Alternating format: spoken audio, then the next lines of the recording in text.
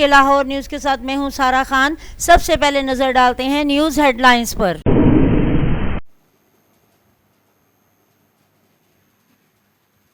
آپ صلی اللہ علیہ وآلہ وسلم رہتی دنیا تک انسانیت کے لیے ہدایت کا سر چشمہ ہیں۔ یہ دن ہر مسلمان کے دل میں عشق رسول صلی اللہ علیہ وسلم کی شمع روشن کرتا ہے۔ آپ صلی اللہ علیہ وآلہ وسلم کی سیرت طیبہ ہمیں ہر شعبہ کی زندگی میں رہنمائی فراہم کرتی ہے۔ آج ہمیں بحیثیت قوم اور بحیثیت امت مسلمہ کے طور پر آپ صلی اللہ علیہ وسلم کی حسنہ زندگی کو اپنی زندگی کا حصہ بنانا ہے تاکہ ہم موجودہ دور میں درپیش چیلنجز کا مقابلہ کر سکیں۔ جشن ولادت نبی صلی اللہ علیہ وآلہ وسلم کے موقع پر صدر آصف علی زرداری کا پیغام۔ پوری قوم کو 12 ربیع الاول کے پرمسرت موقع پر مبارکباد۔ حضرت محمد صلی اللہ علیہ وآلہ وسلم کی سیرت طیبہ ہمارے لیے مشعل راہ ہے۔ امت مسلمہ اور پاکستان آج ان چیلنجز کا سامنا کر رہی ہے، ان کا حل نبی اکرم صلی اللہ علیہ وآلہ وسلم کی تعلیمات میں ہے۔ اس دن اللہ تعالیٰ نے پوری انسانیت کی رہنمائی کے لیے کامل ہدایت کا نور عطا کیا۔ وزیر اعظم محمد شہباز شریف کا 12 ربیع الاول کے موقع پر پیغام۔ 12 ربیع الاول کے دن مسلمانوں کے لیے خاص اہمیت۔ آپ صلی اللہ علیہ وسلم پر نازل ہونے والی پہلی وحی میں تعلیم کی فضیلت و اہمیت کو واضح کیا گیا۔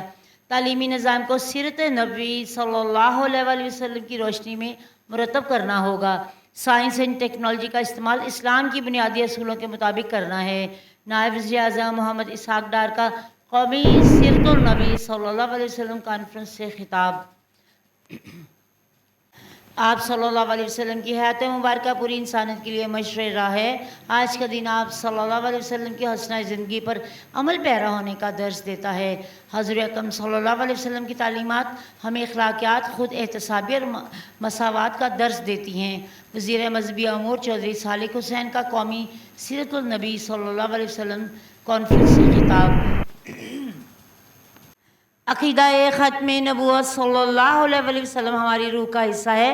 دین اسلام مکمل ضابطہ حیات ہے۔ ہمارا دین خواتین اور اقلیتوں کو حقوق دیتا ہے۔ ملک و ملت کی تعمیر و ترقی اور استحکام میں نظام تعلیم کلیدی حیثیت رکھتا ہے۔ تعلیم و تربیت دونوں کا ساتھ ہونا ضروری ہے۔ سوشل میڈیا کو مثبت انداز میں استعمال کیا جانا چاہیے۔ مختلف علماء کرام کا قومی سیرت النبی صلی اللہ علیہ وسلم کانفرنس سے خطاب۔ وزیر اعلیٰ پنجاب مریم نواز شریف کی زیر صدارت صوبائی کابینہ کا اجلاس۔ مختلف اہم منصوبوں کی منظوری۔ پنجاب نے گرین ٹریکٹر پروگرام کے تحت 95,000 ٹریکٹر دینے کا فیصلہ۔ ہر ٹریکٹر پر 10 لاکھ کی سبسڈی دی جائے گی۔ ہاؤسنگ لون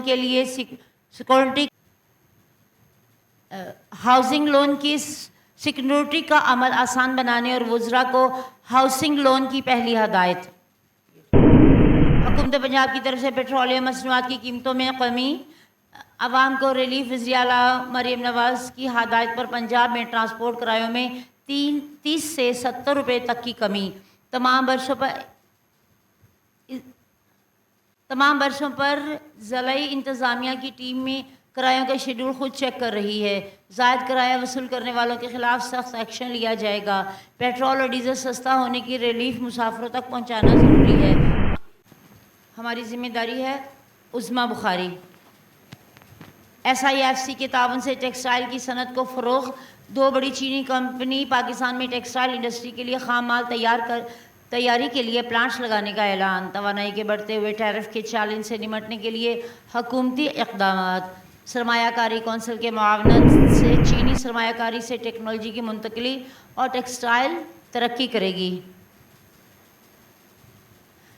حکومت بلوچستان میں تعلیمی میدان میں انقلاب برپا کرنے کا عزم۔ 30,000 سکولز، 25 سے زائد کالجز اور 6 یونیورسٹیز قائم۔ کیڈٹ کالج میں 3,000 سے زائد طلباء زیر تعلیم۔ 13 نئی کیڈٹ کالج کی تعمیر۔ فرنٹ کی زیر نگرانی 113 سکولز میں 40,000 طلباء تعلیم حاصل کر رہے ہیں۔ 113 سکولز میں 40,000 طلباء تعلیم حاصل کریں گے۔ پاک فوج کی جانب سے حمزہ کے عوام کے لیے سافٹ ویئر میں free lancing hub government boys high school کے طلباء کے ساتھ عوام میں استفادہ حاصل کر سکیں گے۔ پاک فوج اور آرمی چیف کے شکر گزار ہیں۔ پرنسپل جاوید اقبال۔ ملک بھر میں عید میلاد النبی صلی اللہ علیہ وسلم کے حوالے سے مختلف پروگرامز اور ریلیوں کا سلسلہ جاری. سکھر مہران سے دریائے سندھ میں مصطفی کشتی ریلی کا انعقاد. منڈی بہودین کے مشہور تاجر نے سندڑی آم کا ملک شیک تیار کر کے مرکزی جلوس کے شرکاء میں تقسیم کیا. سپتمبر 1965 جنگ کا 13واں روز. بھارتی ایئرپورٹ کے طیاروں نے پاکستانی مسافر ٹرین کو نشانہ بنایا جس کے نتیجے میں 20 مسافر شہید اور 48 زخمی ہوئے. سیالکوٹ سیکٹر میں پاک فوج کے 2 دفعہ حملوں میں دشمن کو بھاری جانی و مالی نقصان. بھارتی 51 ٹینکوں سے ہاتھ دھو بیٹھا. پاک فوج نے بھارت کے 20 فوجی قیدی بنا لیے. بھارت کی ریاست منی پور میں علیحدگی پسند تنظیم قابض. علاقوں پر قبضہ کر کے چیک پوسٹیں بنا لی. حکومت کے ریٹس ختم و غارت اور انسانی حقوق کی تشویشناک صورتحال کے باعث عوام ہتھیار اٹھانے پر مجبور. پرتشدد فسادات مودی حکومت کی نااہلی کا منہ بولتا ثبوت ہے. MNSP انٹرنیشنل کے لیے اتنا ہی. مزید خبروں سے باخبر رہنے کے لیے دیکھتے رہیے SK لاہور نیوز.